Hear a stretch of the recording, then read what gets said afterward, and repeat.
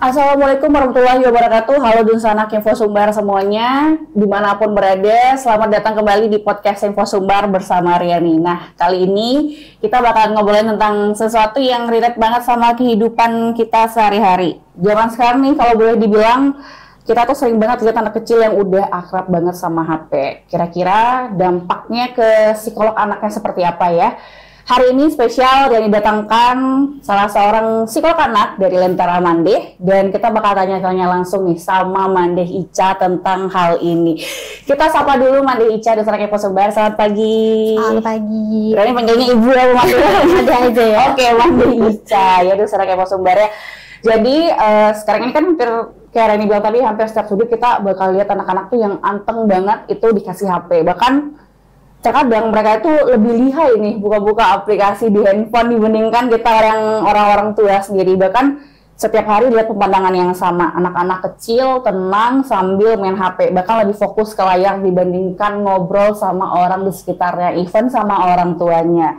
Kita mungkin berpikir nih, yaudah anaknya anteng, tapi apakah benar HP itu bikin anak tenang atau anteng? Nah, kita langsung tanya aja nih sama Dica.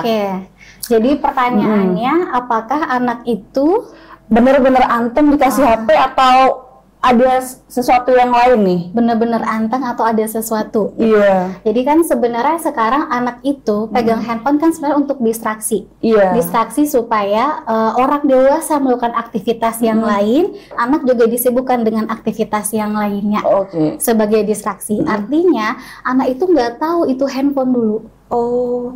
Iya kan, tapi dia lingkungan di sekitarnya, ini orang pegang HP, ini misalnya sepupunya pegang HP, ini omanya pegang HP gitu. Nah dia pasti pengen tahu itu apa sih yang benda kotak panjang yang ditekan-tekan ini apa gitu. Jadi sebenarnya anak itu tidak akan tahu gadget tanpa kalau orang dewasa memperkenalkan sendiri gadget itu sendiri.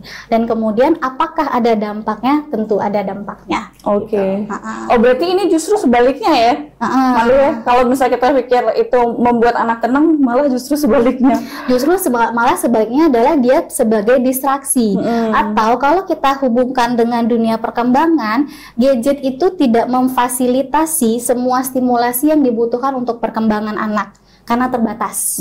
Sementara anak butuh stimulasi tantangan yang lebih dibandingkan dari hanya layar 2 dimensi. Oke. Nah, jadi kan anak itu kan dia berkembangnya dari 5 aspek. Ada aspek secara perkembangan kognitif, sensorik motorik, kemudian ada bahasa, sosial, dan emosi. Semua aspek ini itu akan menunjang perkembangan otaknya.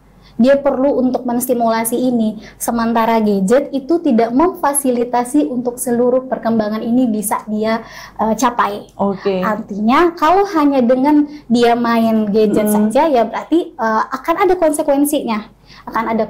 Yaitu mungkin ada keterlambatan beberapa aspek perkembangan, biasanya sosial dan bahasa serta emosi. Oke, jadi ini berdampak besar juga ya sama emosi. Pantesan nih, bisa Info Sumbar kalau misalkan kalau misalkan kita lihat mungkin perkembangan anak nih, sorry to say, kalau kebanyakan main HP mungkin ada keterlambatan dibanding teman-teman seusianya yang tidak bermain HP begitu. Tapi kalau misalkan anak sering fokus main HP nih, Mandeh, nonton konten cepat, itu bisa ganggu apa lagi nih selain keterlambatan? Apakah berdampak ke emosinya atau apa? Sebenarnya dampaknya itu akan kita lihat dari kapan anaknya diberikan handphone. Karena kan anak ini dia punya rentang perkembangannya. Ada yang dari 0 sampai 2 tahun, kemudian toddler, ada early childhood gitu ya, sampai dia remaja. Kalau diberikan secara dini itu akan memberikan dampak kepada aspek tertentu. Contohnya nih yang sering saya temui, kalau anak itu diberikan handphone di bawah usia 1 tahun, biasanya yang terlambat adalah sosial dan bahasa. Oke. Kenapa? Bayi itu dia sangat dependen ya. Dia kan butuh ibunya untuk memahami dunia. Anak kan aku baru keluar dari rahim, aku tidak tahu apa-apa, aku hanya butuh orang tua yang memahami gitu kan. Dan dia tahu interaksi itu dengan cara menatap ibunya, mendengarkan suara ibunya, memahami ibunya, menanggapi perasaannya. Nah, bayangkan itu tidak ada tapi langsung diberikan gadget, diberikan stimulasi, sehingga dia nggak tahu natap orang tuh kayak gimana, dia nggak tahu mendengarkan orang tuh kayak gimana, dan dia nggak tahu memahami instruksi. Nah, ambilkan buku itu dia nggak paham, sehingga terjadi keterlambatan sosial dan bahasa. Biasanya yang muncul adalah kontak matanya kurang. Nah, yang kedua, dia belum mengucapkan satu kata di usia 1 tahun. Karena apa? Karena dia tidak terbiasa untuk dilatih berinteraksi sosial, tetapi dia terbiasa untuk melihat objek. Sehingga ketemu orang, dia nggak akan fokus ke manusia, tapi dia akan fokus ke objek. Apalagi sekarang konten di sosial media itu konten cepat ya. Jadi, nah, apalagi konten cepat itu kan per sekian detik. Berapa ya? 10, 15 detik. 15 detik, dan dia langsung ganti dan ganti dan ganti. Itu akan memperpendek rentang fokus anak. Rentang fokus anak. Coba apa perbedaannya kita main blog di gadget dengan main blog sendiri? Kalau main blog sendiri kita biasa cenderung punya strategi sendiri. Kita menggunakan tangan kita, kita melibatkan visual kita menggunakan koordinasi. Kalau pakai gadget, ya tinggal gini, sentuh, kemudian geser, sentuh, kemudian geser. Minimal nggak usahanya? Iya, minimal. Artinya stimulasinya juga minimal. Artinya anak sementara dia akan berpikir kalau semua itu didapatkan dengan sesederhana mungkin, itu ngaruh ke emosi tadi. Artinya kalau misalnya kontennya tadi misalnya 15 detik, oke, aku suka, next, dia akan algoritmanya ke dia yang suka kan. Ketika dia tidak ada suka, dia bisa skip. Di dunia nyata, kalau dia tidak mendapatkan sesuatu, dia bisa skip nggak? Nggak bisa. Dia bisa tekan tombol X nggak? Nah, itu munculnya tantrum. Jadi ini berbanding lurus ya, Jadi kalau misalkan anak-anak nih main HP terus rebahan, terus ujuk-ujuk dia menemukan sesuatu yang tidak dia suka.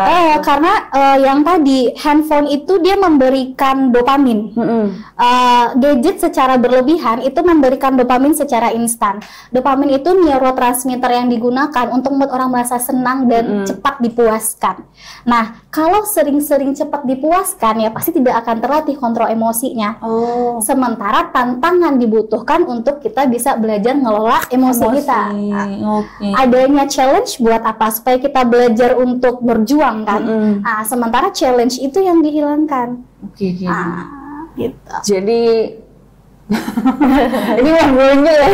Saya mendapatkan jawaban dari seorang profesional bahwa ternyata handphone itu sengaruh itu ya terhadap jadi karena hanya 2 dimensi. Bayangkan kalau dia main balok, dia bisa tahu balok itu bentuknya kotak. Nah, bentuk kotak di layar beda nggak dengan bentuk kotak yang dia pegang? Dia bisa raba, dia bisa pegang. Nah, kalau misalnya di layar, dia hanya lihat konteks 2 dimensi. Ketika ketemu pembelajaran langsung, dia bisa analogikan lagi nggak itu? Nah, jadi anak itu dia butuh belajarnya itu langsung. Makanya experience-nya itu harus langsung. Penelitian menunjukkan anak itu butuh 3-4 jam harus bermain. Secara eksplorasi, melibatkan semua aktivitas sensorisnya.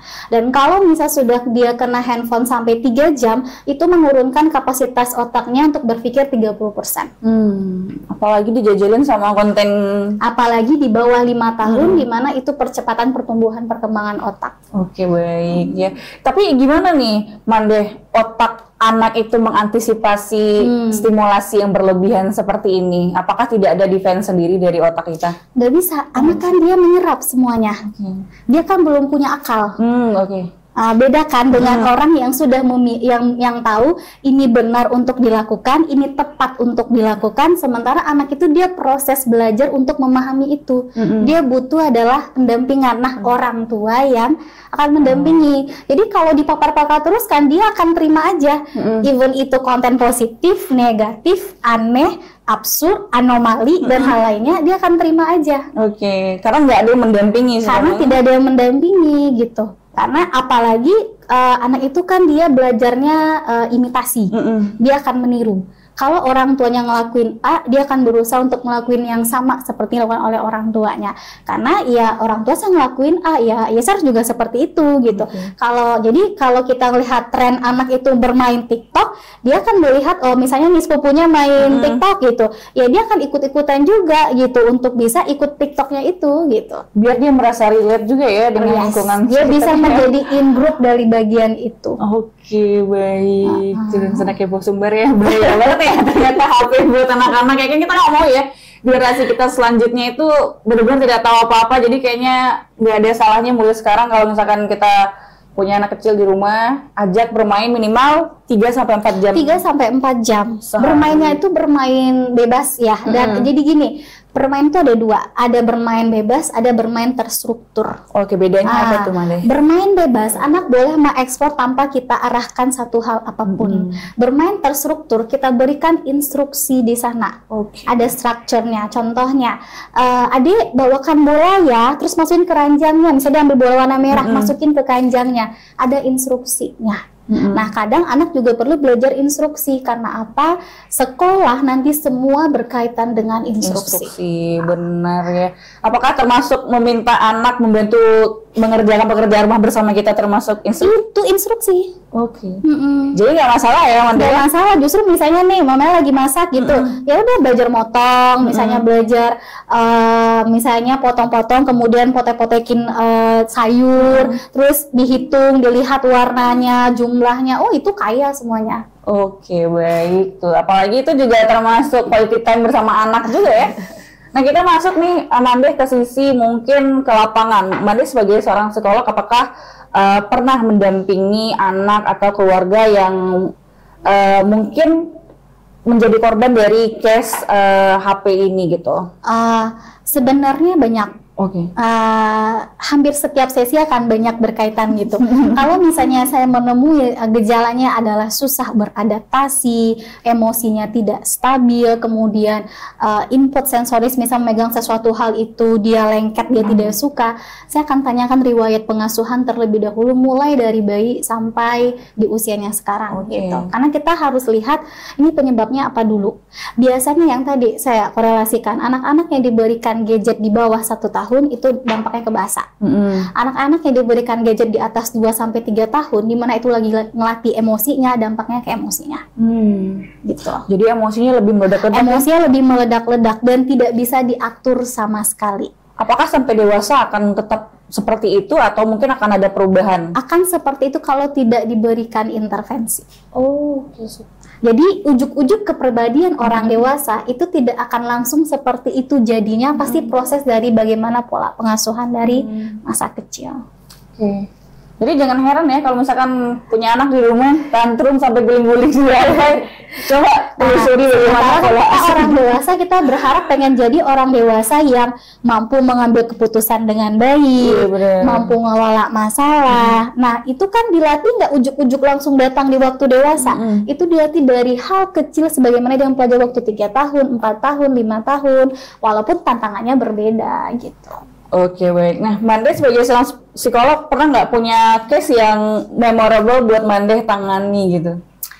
Banyak sebenarnya. Tadi saya juga bingung memilihnya yang mana gitu ya. Salah satu aja. Tapi kalau mau dipolakan, saya ketemu klien, waktu pertama kali ketemu itu tidak ada gestur ekspresi wajah apapun. Datar aja gitu? Datar. Saya berpikir tidak mungkin anak 3 tahun tidak memiliki emosi apapun. Tidak mungkin manusia tanpa emosi gitu. Gitu kan. Dan dia diam, kontak mata susah. Setelah diketahui ternyata riwayat gadget dari di bawah 1 tahun. Artinya kita tahu bahwasannya dia tidak punya riwayat memahami emosi atau ekspresi wajah dari orang dewasa. Karena dia pakai layar 2 dimensi aja. Kemudian saya deketi. Kemudian saya ajak main, saya berikan suara-suara, ketika bermain tiba-tiba dia ketawa. Artinya saya berpikir tidak ada anak yang tidak bisa memahami emosi dan tidak bisa memahami orang lain. Jadi kenapa itu seolah-olah tertutup dan orang suka bilang kayak anak autis, ya berarti ada yang barriernya yang menutupin sana gitu. Yang dilakukan apa? Sekedar hanya bermain saja. Berarti memang yang kalau untuk anak-anak bermainnya bahkan bermain sederhana, main sembunyi-sembunyi di balik selimut, main bubble, main lempar bola, main di mana saya objeknya untuk dia bermain gitu. Setelah itu baru dia banyak ada kontaknya. Setelah itu baru dia banyak tersenyum. Setelah itu baru dia mendengarkan instruksi gitu. Tapi ada pola-pola khususnya nggak nih Mande? Bagaimana tadi udah dibilang nggak ada ekspresi, nggak nyaut gitu. Tapi kalau misalkan anak yang terpapar gadget berlebihan, overstimulated itu ada pola-polanya tersendiri. Ya yang tadi itu, yang tadi itu adalah pertama biasa kontak mata. Habis itu adalah biasa terkait dengan emosi yang tidak stabil atau diikuti dengan keterlambatan dalam bahasanya. Gitu. Oke, itu terlambatan dalam bahasa, mungkin komunikasi juga susah. Ya. Jadi dia hanya komunikasi apa yang dia butuhkan saja. Sementara komunikasi kayak gini, kita gini, berarti kan ada timbal balik, ngobrol lah ya, komunikasi interaktif. Sementara dia hanya ketika dia butuh sesuatu baru dia ngomong. Ketika dia tidak butuh sesuatu dia tidak akan ngomong. Normalnya anak usia berapa tuh Mande yang udah bisa berkomunikasi dua arah seperti 2,5-3 tahun sudah bisa. Oh, 2,5 bisa. Obil ayah misalnya, mama pulang gitu misalnya ada baru, tapi dia beda-beda. 2 tahun mungkin baru 2-3 kata. 3 tahun sudah bisa membentuk kalimat. 4-5 tahun udah bisa ngobrol kayak kita. Berarti kalau misalkan anak di rumah di usia yang disebutkan tadi tidak bisa berkomunikasi, mungkin ada yang salah begitu ya. Nah, sekarang kita masuk ke ranah digital yang relate banget sama mungkin anak-anak kita di rumah. Dosana Kepo Sumber itu adalah tren digital anomali ini, Mande. Ini nggak bisa dipungkiri, dari mulai orang dewasa sampai anak-anak itu tuh hafal sama satu ini. Tapi lebih parahnya anak-anak sih. Jadi mereka itu dijajali konten-konten brand root lah istilah sekarang. Jadi brand root itu adalah sebuah konten menghadirkan karakter yang aneh-aneh begitu, dan ini sering terpapar sama anak-anak kita, bahkan mereka hafal gitu apa namanya, tungtung sahur, balerina cappuccino gitu ya. Jadi ini ditiru anak-anak zaman sekarang gitu, rame-rame anak-anak ikut-ikutan. Ini apa yang akan terjadi di otaknya jika mereka terpapar hal seperti ini? Tadi nyinggung brain root ya. Brain root itu juga istilah bertemuan 2024 ini terkait dengan penurunan fungsi intelektual karena terpaparnya secara berlebihan dari terkait dengan gadget dan media sosial. Penurunan fungsi kognitif. Penurunan fungsi kognitif itu melibatkan apa? Kemampuan dia untuk fokus, kemampuan memorinya, kemampuan dia untuk mengambil keputusannya, dan kemampuan dia untuk mengelola emosinya. Nah, apa dampaknya terkait dengan otak anak terkait dengan konten anomali? Ini saya jelaskan dari segi sisi perkembangan ya. Kita pelan-pelan ya. Jadi contohnya kayak gini, anak itu dia belajar memahami dunia dengan cara proses asimilasi dan akomodasi. Asimilasi adalah di mana dia memasukkan informasi yang baru kepada informasi yang lama. Contohnya, saya ketemu klien hari ini yang biasa gadget gitu ya. Biasanya dia terbiasa main HP. Berarti kan dia tak dia tekan. Ketemu saya dengan ada laptop layar 2 dimensi, kemudian dia ngapain? Dia tap. Itu proses asimilasi. Dia memasukkan informasi yang pernah dia belajar ke informasi yang baru. Tapi ini nggak bisa di-tap karena ternyata ini bukan handphone, bukan tab, tapi ini adalah komputer. Berarti harus pakai mouse dulu yang harus ngeklik. Itu diubah namanya adalah akomodasi. Jadi merubah informasi yang baru. Nah, anak itu perlu untuk proses itu untuk memahami berbagai konsep. Sekarang kita bayangkan kalau konsepnya ke yang konten-konten absurd anomali dengan adanya bentuknya kepalanya apa, kakinya apa, informasi itu menjadi tercampur dan dia bingung untuk mengambil sebuah bentuk abstraksi dan konsep kesimpulan. Nah, contohnya lagi misalnya gini, anak-anak belajar, dia di rumah dia ngelihat anjing itu hewan berkaki 4. Kemudian dia ke tempat temannya, ada juga yang mirip anjing berkaki 4 tapi suaranya meong. Berarti dia paham adalah itu konsepnya beda, dia kucing. Tapi dia paham anjing dan kucing adalah konsep keseluruhan adalah hewan. Sekarang bayangkan jika konsep itu dicampur-campur sehingga tidak ada kejelasan informasi. Benar ya. Ikan hiu pakai sepatu, pentungan. Jadi menurut saya itu sementara kalau umur kita kan kita sudah bisa membedakan. Tapi kalau di bawah 3 tahun dia akan menerima hal apapun gitu kan. Dia tahu bentuk bola gimana ya, bulat, tidak pernah dalam sejarah bentuk bola petak gitu kan. Nah, kalau itu dikacaukan, bagaimana dia memahami konsep buat yang lainnya? Oke, baik, benar. Tuh, Sarah Kepo Sumbar ya. Jangan biarkan anak kita menonton Tuntung Sahur setiap hari ya. Oh, berarti kan anak-anak tuh suka nonton itu ya, konten brand root tuh, Mande. Mereka tuh merasa kayak senang tadi, itu yang disebut dopamin. Itu yang tadi dopamin. Oh, gitu ya. Ya kita kan memang manusia kan memang suka suatu hal yang senang, sesuatu hal yang bikin happy gitu. Anak-anak dikasih makan es krim tiap hari mah dia mau. Tapi bahaya nggak es krim tiap hari? Enggak kan, berarti kan dia harus ada tantangan di mana itu harus dikelola. Nah, begitu juga dengan gadget itu, dia memberikan kesenangan tiap hari. Kesenangan tiap hari juga tidak bagus. Oke. Sesuatu hal yang berlebihan kan tidak bagus. Benar sekali ya. Tapi anak-anak di sekarang ini suka banget tren digital. Bahkan di sekolah tuh mereka, maksudnya ini udah masuk usia sekolah ya, anggaplah kelas 1, kelas 2 SD. Mereka udah keep up sama tren digital gitu. Mereka sadar nggak sih ini sebenarnya itu berdampak ke diri mereka sendiri, Mande? Nggak sadar. Nggak sadar ya? Karena kan mereka hanya mengikuti bagaimana lingkungan berjalan. Yang mereka lakukan untuk memenuhi adalah validasi sosial. Validasi sosial. Manusia itu kan dia punya kebutuhan ingin diterima, ingin dihargai, ingin dicintai. Bener. Nah, tapi itu kan fake semua dengan love dan instan. Makanya dopamin tadi yang dikasih makan. Sementara kita untuk butuh dihargai dan dicintai kan kita butuh interaksi. Iya, interaksi. Ini nggak ada interaksi. Tidak ada interaksi. Ini hanya kamu goyang di depan, kemudian kamu dipandang oke, kamu dapat love, saya cukup dengan diri saya. Gitu. Tapi itu masalahnya konsep dirinya kan nggak benar jadinya kan. Benar. Tapi ini kalau boleh dibilang, ini based on experience yang Reni temukan ya. Kadang orang memberikan anaknya handphone, membiarkan anaknya bermain handphone, keep up sama tren sosial media itu karena mungkin takut anaknya bosan. Peran orang tua kan di situ kayak, saya takut anak saya bosan, oke saya berikan anak saya gadget. Tapi sebenarnya hal penting apa yang harus dijaga orang tua nih sebenarnya, Mande? Karena kan dari sisi orang tua, oke, memberikan apa yang anak mau karena anaknya bilang ini butuh untuk perkembangan apa-apa gitu. Kalau dibilang takut anak bosan sehingga diberikan handphone, itu nggak ada korelasinya. Justru sebenarnya bosan mah anak boleh, justru harus ada bosannya. Kan setiap emosi diciptakan pasti ada tujuannya. Ketika anak itu merasakan bosan, berarti dia harus berpikir apa yang bisa aku lakukan. Dia harus muncul kreativitas. Kreativitas tidak akan bisa muncul kalau tidak ada punya rasa bosan. Nah, itu kan krisis itu yang harus dilalui gitu.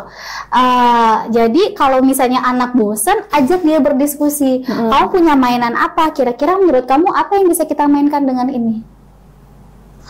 Tapi sejauh ini, Manda pernah nggak ketemu orang tua yang benar-benar boleh dibilang ignorance gitu? Emang membiarkan anaknya, oke nggak apa-apa, anak saya dikasih ini aja, anak saya dikasih ini. Iya, karena mungkin tidak ada pilihan. Apalagi itu termasuk orang tua yang pekerja atau bagaimana? Saya yakin tidak.